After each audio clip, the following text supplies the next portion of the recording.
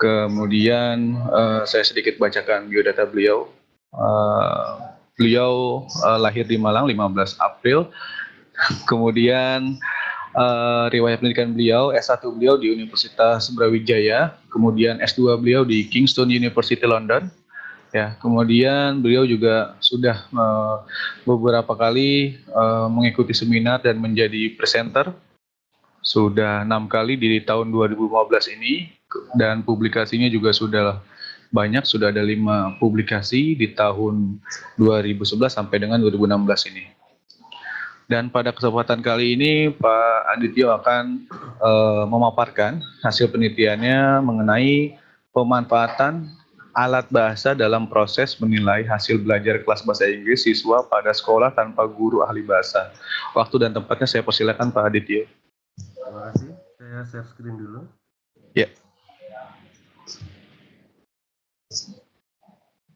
Share screen-nya belum bisa ini. Belum? Sudah. Oh, sudah.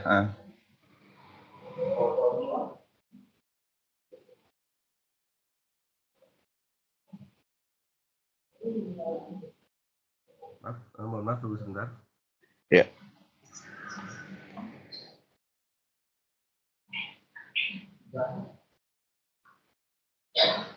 Ya, terima kasih Bapak Ibu. Apa sudah bisa terlihat? Ya, sangat jelas. Ya, terima kasih. Jadi saya mulai dulu. Selamat pagi untuk semuanya. Hari ini nama saya Adityo. Tadi sudah dibacakan sedikit biodata saya. Saya berasal dari institusi Universitas Muhammadiyah Malang. Hari ini saya akan mempresentasikan hasil penelitian saya. Judulnya agak panjang, pemanfaatan alat bahasa dalam proses menilai hasil belajar kelas bahasa Inggris siswa pada sekolah tanpa guru ahli bahasa. Memang judulnya sedikit agak panjang, dengan beberapa fokus. Yang pertama adalah alat bahasa. Di sini alat bahasa berfungsi sebagai instrumen sekaligus materi yang saya gunakan untuk mengajarkan. Kemudian ada kedua yaitu proses menilai hasil belajar, karena ini salah satu bagian yang sangat penting dalam pembelajaran. Yang ketiga adalah ahli bahasa. Ahli bahasa di sini bisa dibilang sebagai guru atau mereka yang mampu menilai hasil belajar siswa. Jadi kita mulai saja. PowerPoint-nya sedikit simple. Latar belakangnya pertama dalam pembelajaran itu sendiri. Kita mengenal ada 3 jenis faktor yang mendukung pembelajaran. Pertama yaitu internal, faktor internal. Itu di mana faktor internal itu seperti motivasi belajar siswa atau motivasi untuk mencapai sesuatu, tujuan mereka sekolah untuk apa, kenapa mereka mempelajari bahasa Inggris misalnya. Dan kedua adalah faktor eksternal. Faktor eksternal di mana adanya sarana prasarana yang memadai, di mana adanya guru yang handal, guru yang mampu untuk guru yang khusus pada misalnya pada bahasa Inggris, guru yang memang adalah lulusan bahasa Inggris dan memang bisa mengajar dan menilai bahasa Inggris. Yang ketiga adalah faktor lingkungan. Faktor lingkungan ini yang kadang kurang tercapai, karena bisa kita lihat di Indonesia faktor lingkungan itu seperti jaraknya dari Diknas, kemudian apakah ada guru yang bisa mencapai tempat tersebut. Kita bisa melihat tempat-tempat seperti di Irian Jaya atau di pulau-pulau terpencil di mana guru itu sangat langka. Sarana prasarananya ada, faktor internal mereka mau belajar, tapi tidak bisa mencapai, tidak ada guru yang bisa mencapai sekolah tersebut, sehingga akhirnya tidak ada yang mengajar. Faktor lingkungan itu termasuk sesuatu yang sangat krusial di Indonesia sekarang. Jadi kita lanjutkan. Permasalahan utama yang saya angkat di penelitian saya adalah seperti yang saya tebalkan di slide, adanya kondisi geografis di Indonesia yang luas, dan misalnya pulau yang terpisah-pisah, kita terpisah kepulauan, sehingga menghambat proses pembelajaran secara langsung.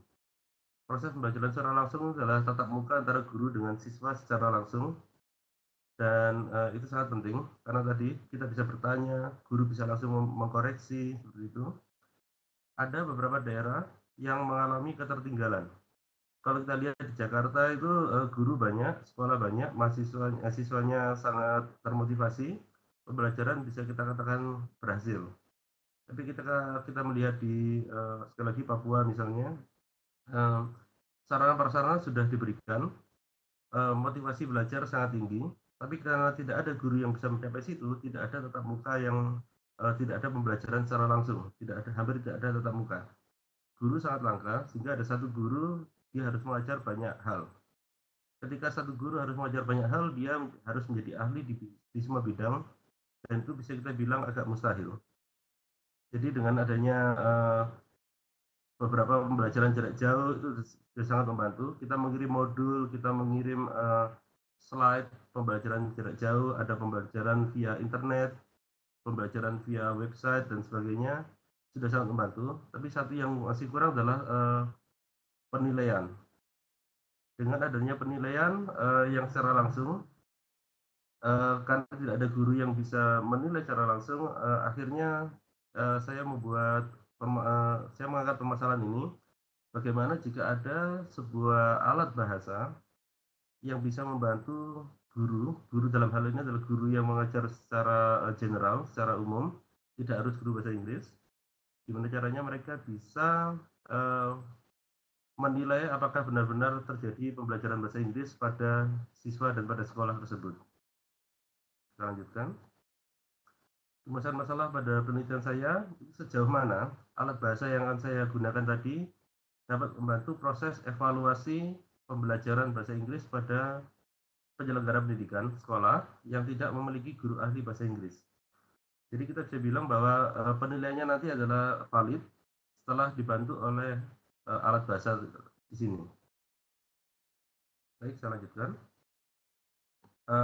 Solusi yang saya tawarkan dari penelitian saya, pemanfaatan alat bahasa dalam proses pembelajaran akan mempermudah kerja pengajar. Dalam hal ini mempermudah secara evaluasi untuk terhadap hasil belajar pembelajar, terutama pada daerah-daerah dan lingkungan yang memiliki kesulitan tenaga ahli. Selama ini kita memikirkan bahwa siapapun bisa menilai kemajuan belajar, dan itu sebenarnya kurang valid. Karena tadi, kalau untuk pengajaran mungkin kita bisa secara general, tapi ketika sudah evaluasi, ini harus seseorang yang sangat ahli.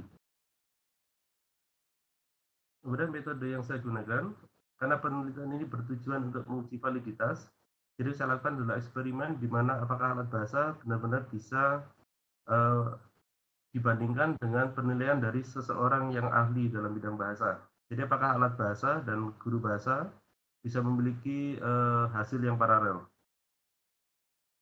Jadi kita membandingkan penilaian alat bahasa terhadap penilaian seorang guru bahasa sebagai ahli bahasa dalam proses belajar dan pembelajaran secara kualitatif, karena saya melakukan eksperimen dengan menggunakan alat bahasa. Kita lanjut.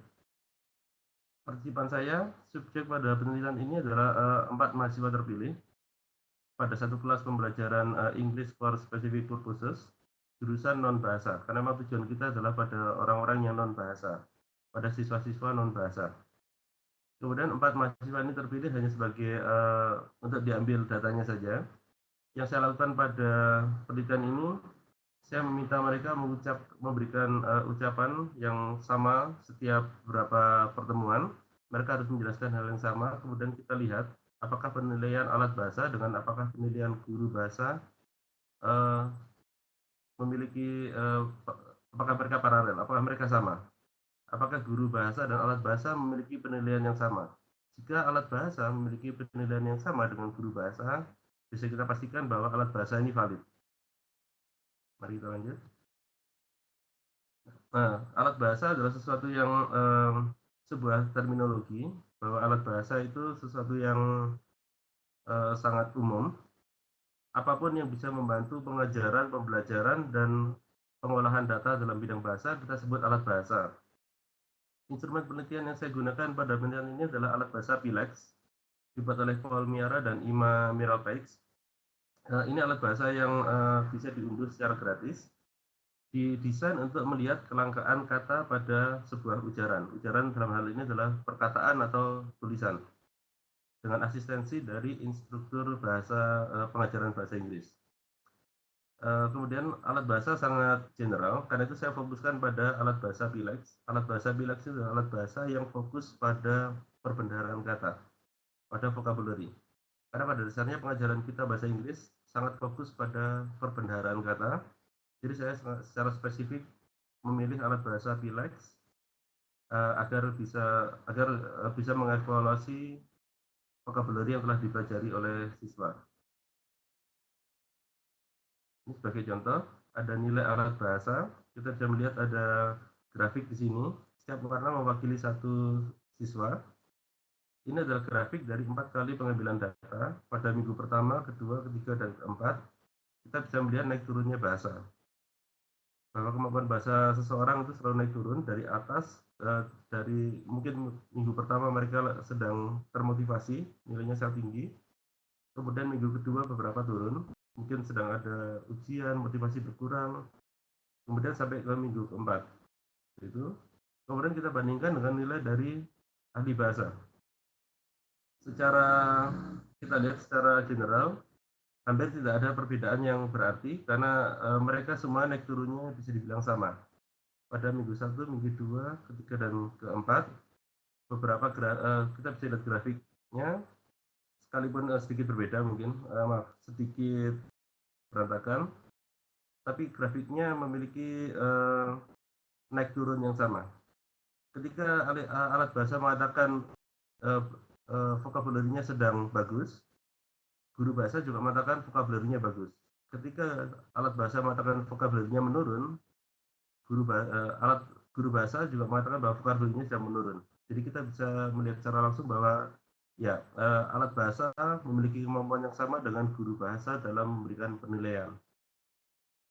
Kemudian saya membuat 3 diskusi sebagai hasil dari penilaian saya, bahwa adanya pergerakan nilai secara dinamis yang memiliki bentuk yang tidak jauh berbeda di antara guru bahasa dan alat bahasa. Jadi dengan ini saya mengajukan diskusi bahwa alat bahasa bisa digunakan untuk membantu guru dalam menilai perbendaharaan kata.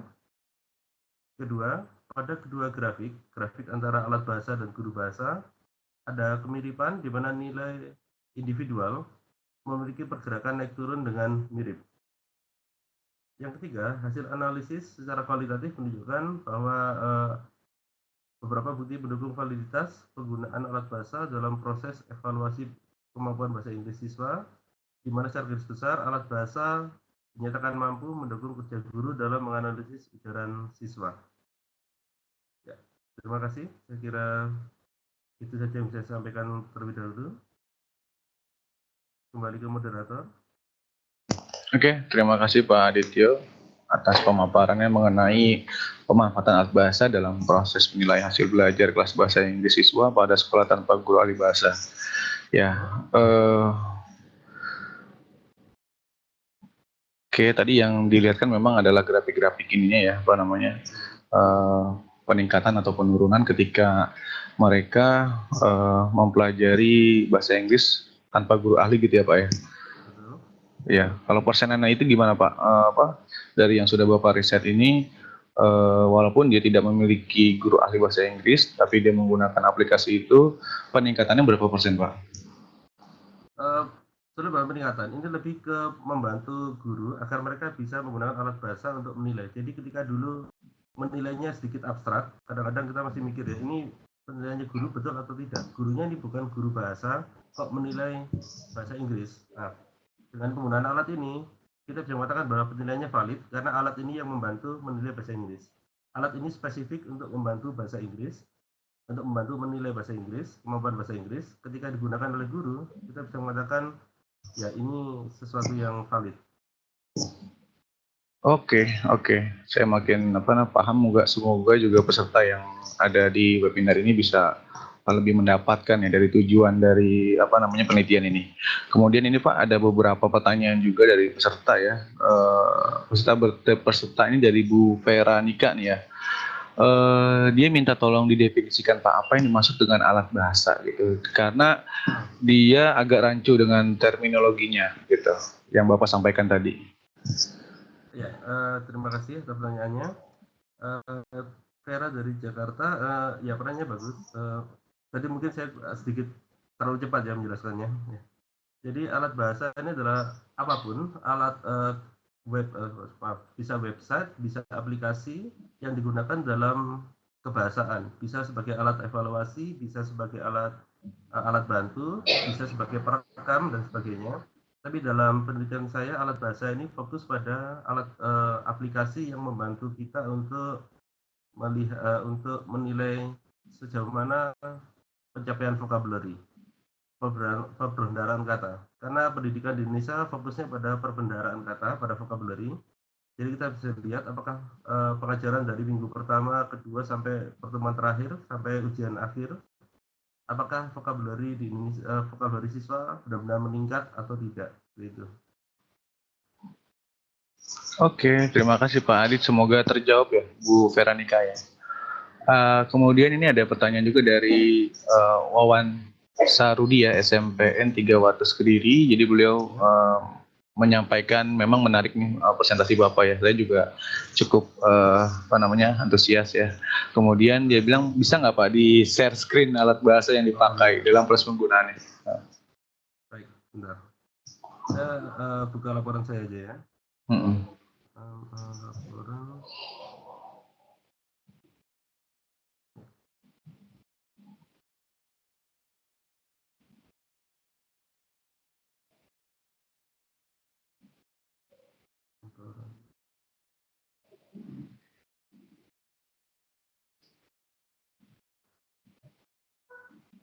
Mana? Tunggu sebentar.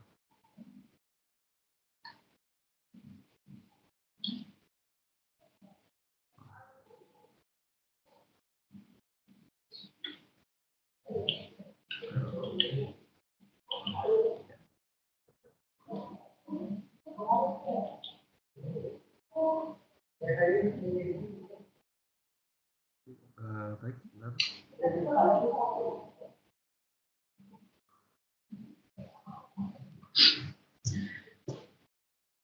Saya akan langsung pada hasil.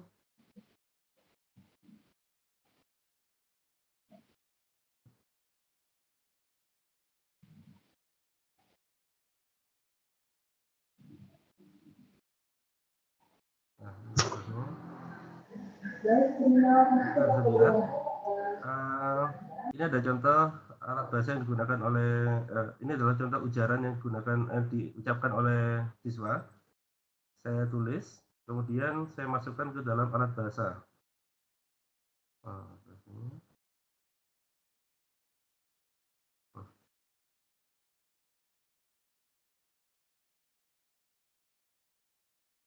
Maaf, bentar.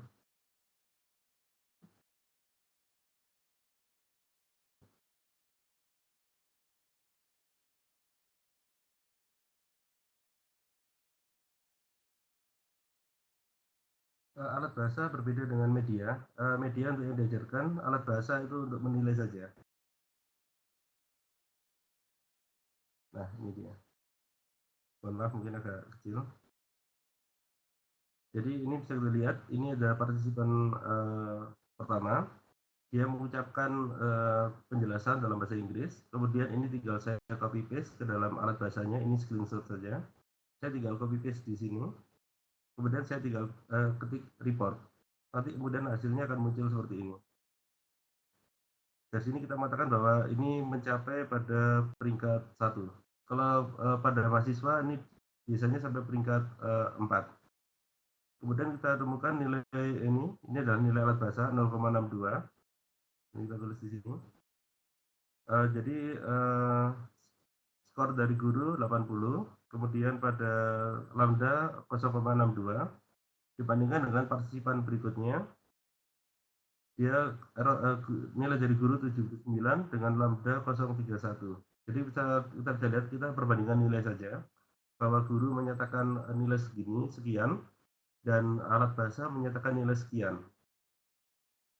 Terima kasih. Ada pertanyaan lagi? Iya, masih ada Pak pertanyaan lagi. Ini tadi mungkin lebih ke ini kali ya, saran ya Pak dari Pak Muhyiddin, jadi private ke saya. Untuk judul menurut beliau masih umum, belum objektif. Apakah masih bisa diganti yang lebih objektif atau tidak? Kata yang menurut Pak Muhyiddin ini masih umum di kata alat bahasa gitu Pak. Mungkin ini bisa jadi saran atau apa ya Pak? Atau Bapak bisa jawab gimana terkait pertanyaan ini? Oh ya, apakah judulnya terlalu umum gitu ya? Iya, belum objektif ke alat yang Bapak sampaikan dalam penelitian Bapak gitu. Iya, karena ini sebenarnya usulan saja, karena alat bahasa itu ada sangat banyak dan bisa spesifik pada, yang saya pakai ini spesifik pada vocabulary. Kalau misalnya gurunya mau menilai grammar, itu juga ada alat bahasa yang menilai grammar. Jadi saya cuma menjadikan satu alat bahasa sebagai contoh. Karena gini, kalau untuk beberapa guru ingin menilai grammar, bisa mengambil alat bahasa yang menilai grammar. Jika ada yang ingin menilai misalnya fluensi dari percakapan, ada alat bahasa untuk menilai fluensi. Ini sebagai contoh saja bahwa alat bahasa bisa sebagai pengganti evaluasi dari seorang guru. Sebenarnya itu saja. Oke, terima kasih Pak Aditya. Semoga bisa terjawab ya Pak Muhyiddin terkait sarannya. Dan ini ada satu lagi yang bertanya dari Wiji Astutik ya. Mengapa dalam Ya. penelitian Bapak hanya menilai hasil belajar saja? Apakah tingkat keaktifan belajar siswa kurang begitu berperan? Silakan Pak. Ya. Karena sekali lagi fokus saya pada bagaimana setelah ada pembelajaran, entah pembelajarannya lewat website atau pembelajaran jarak jauh melalui modul dan sebagainya. Kemudian apakah guru bisa menilai hasil Kak. belajar itu dengan baik atau tidak? Karena itu saya menawarkan adanya alat bahasa sebagai alat bantu penilaian. Karena bisa kita tahu, misalnya guru-guru di daerah terpencil itu kadang-kadang guru yang mengajar secara general, secara umum, tapi dia harus mengajar bahasa Inggris secara khusus, bahkan ada yang mengajar bahasa Jepang, bahasa Mandarin. Nah, ketika dalam pengajaran, mereka bisa berfokus pada modul, tapi ketika penilaian, seorang guru harus memiliki keahlian untuk menilai. Karena itu alat bahasa ini membantu untuk proses penilaian. Ketika tingkat keaktifan belajar siswa itu ada pada pembelajaran. Saya fokus pada evaluasi. Terima kasih. Kembali ke moderator. Halo. Ya, iya Pak. Oke, terima kasih Pak Adit. Semoga terjawab ya untuk pertanyaan Wiji Astutik. Ya, apa namanya, kemudian satu lagi Pak, sebelum kita akhiri ya, bisa minta tolong nggak Pak, penggunaan alatnya itu, alat bahasanya dalam mengukurnya itu seperti apa gitu? Maaf, mohon Bisa. maaf. Jadi, apa namanya, tolong bagaimana penggunaan alat bahasa dalam mengukurnya gitu. Pertanyaannya seperti itu. Penggunaan alat bahasa dalam mengukur. Iya, dalam Oh ya, mengukur. jadi prosesnya ya.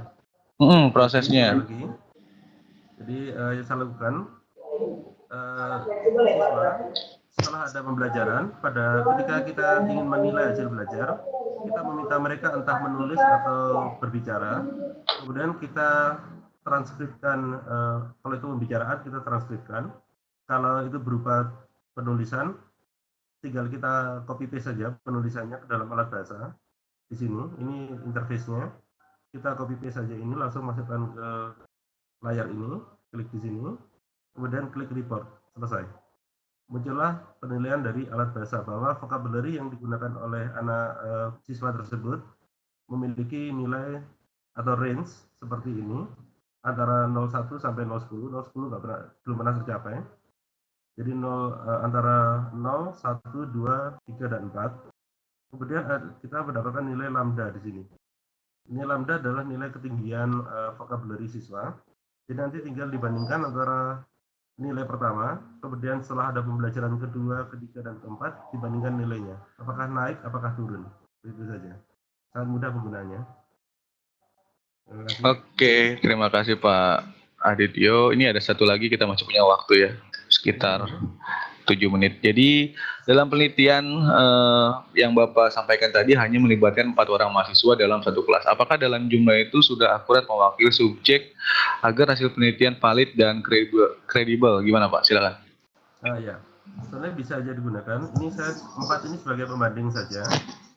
Sebenarnya kalau mau 30 orang juga bisa. Jadi grafiknya nanti akan lebih menarik, akan lebih dinamis grafiknya.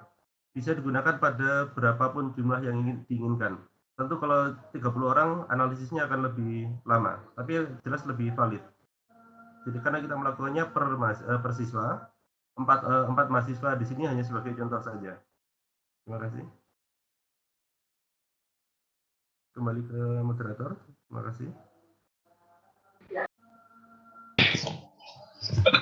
Baik, Pak Adi, terima kasih atas presentasi dan jawabannya kepada peserta. Jika nanti peserta masih ada pertanyaan secara japri masih boleh ya Pak?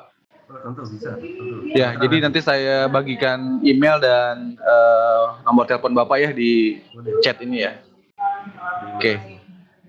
Ya, terima kasih Pak Adit. Kita akhiri untuk sesi kali ini. Kita nanti berjumpa lagi di jam 1 ya. Kita bisa rehat untuk isoma ya, sholat dan makan. Terima kasih Pak Adit. Sampai berjumpa di jam 1 siang untuk pemateri berikutnya. Terima kasih Bapak Ibu.